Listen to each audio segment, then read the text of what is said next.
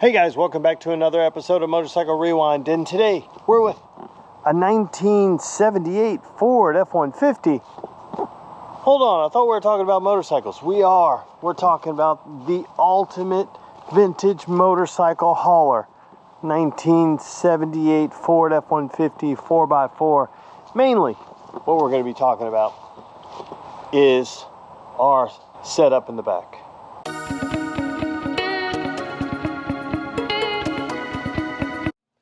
So let me tell you a little bit about how I acquired this 1978 Ford F-150, because it is 100% motorcycle related. I traded a 1978 Yamaha XS650 that I paid $50 for delivered. A friend of mine had a guy I had met, he became a friend, but when I first met him, we were talking and he said, hey, I think I got a motorcycle you'd be interested in. And I said, send me pictures and then we'll talk. And he never did. And about 3 months later, he calls me up and he goes, hey Eric, I got that motorcycle. I know I was supposed to send you pictures. I've got that motorcycle. It's on a trailer. I need to use the trailer, so can I bring it over? I'm like, I don't know if I want it. He said, I'm coming. And so he showed up. I gave him 50 bucks for it. We converted the Yamaha XS650 to a little cafe racer. But then we traded it for this truck. And then myself, Yoda, Howard Doris, who we talked about before, and his friend Trapper put a new engine and new transmission in it. So it's all new underneath. It's 1978 on the outside, but it's new equipment underneath. So, but what we're here to talk about is how we use this thing to haul motorcycles around. And you know, I was looking for a truck because we didn't own a truck, so every time I'd go pick up a motorcycle, I'd go rent a truck. Or a van, something like that, to then put it in the back. I didn't have one. So I was looking for a truck, and I didn't want to buy a new truck to put old motorcycles in. I figured it would be better if I put them in a period correct. If I'm picking up a motorcycle from the 60s, it's likely it could be hauled around in a 78 Ford F-150. So, but one of the biggest challenges is I did not want a four-wheel drive, because it's a little too high off the ground. But, you know, beggars aren't choosers. When it showed up on Craigslist and he offered trades, I said, hey, do you want this motorcycle? He said, yes. We had to figure out, how do we get stuff into the back of the truck when I'm by myself 95% of the time, so I go pick up these motorcycles? So let me show you what we did. So I'm going to show you what we did, and I'm going to give you the totals for what it would take to put this into your truck. So the first thing we did was acquire a winch, and this is just one from Harbor Freight. I think it lists for like 75 or 80 bucks, something like that. Get it on a coupon, you're saving. And then I put angle iron all the way across the whole bed of the truck, bolted it in. The winch is bolted to that, so I don't get any flex in the bed.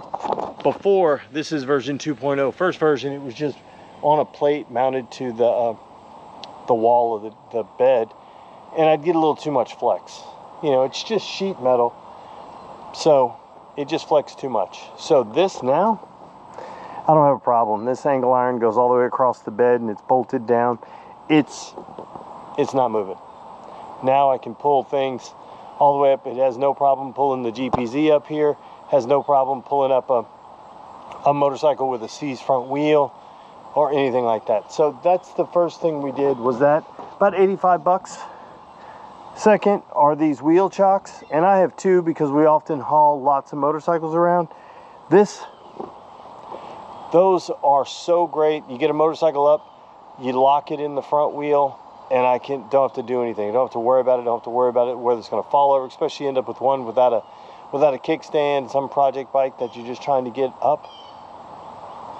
I don't have to worry about how do I hold it and strap it down at the same time. So it just works so much better with that. And then the only other thing you need is a ramp. So I use a 6-foot ramp just because I used to use an 8-foot ramp, but then it flexed a bit too much.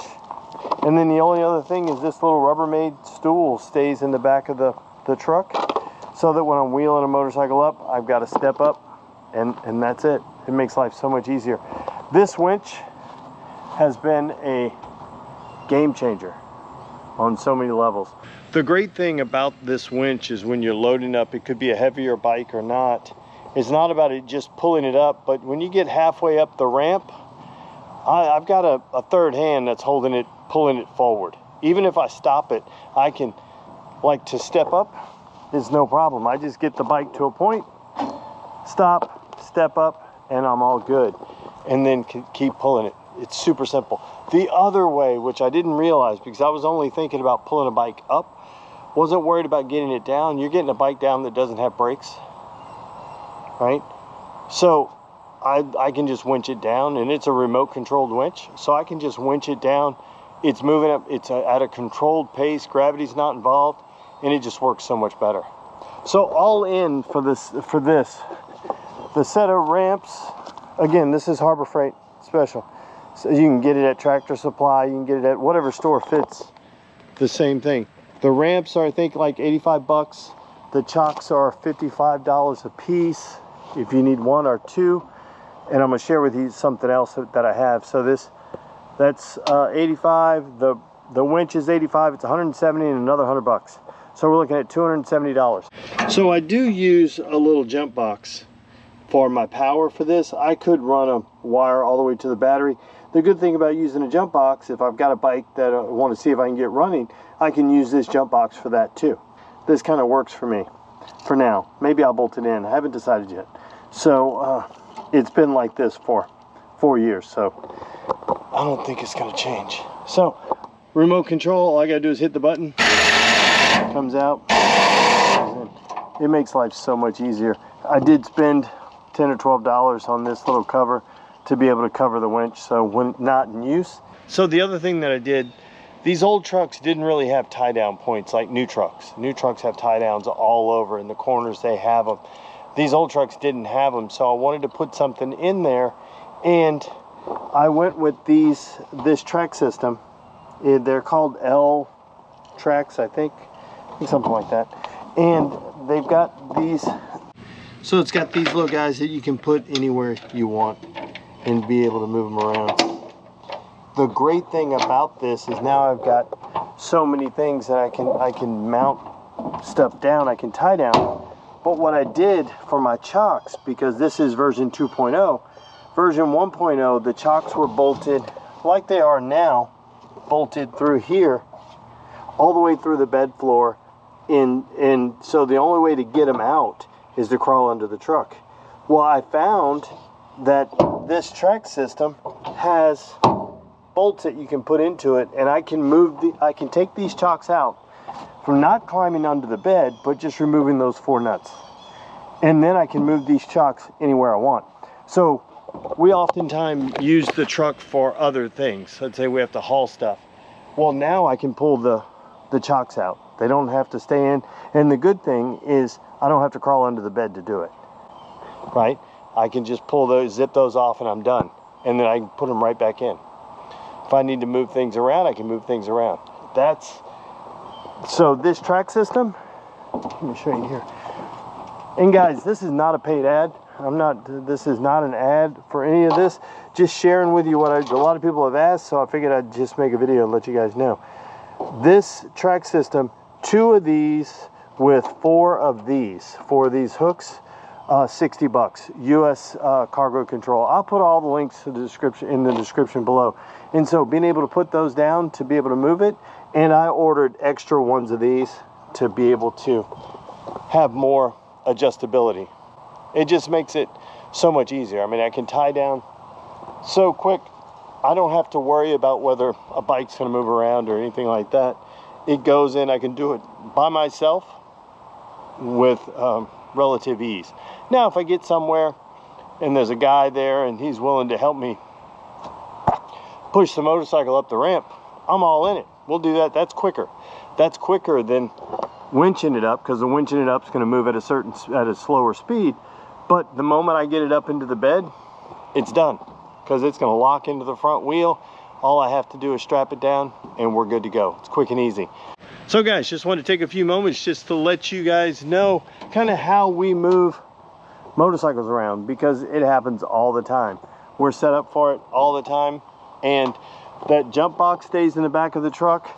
The ramp stays in the back of the truck, and so does this Rubbermaid step. It stays back there, so I'm always ready to be able to pull a motorcycle into the back. So guys, there you have it. You too can build the ultimate vintage motorcycle hauler, or you can haul any age motorcycle with it if you want. But there you have it. Yet another episode from Motorcycle Rewind. Do me a favor, like, tag, share, and follow us on Instagram at Motorcycle Rewind, and go ahead and hit that subscribe button. And while you're in the subscribing mood, just wander on over to our friends, Brickhouse Builds, Gold Guy, Moto Mango, Ace Cafe Bikes, Pete's Classic Cycle, and Lady Moto Bang, and give those guys a subscribe too. Thanks again, guys, and have a great day.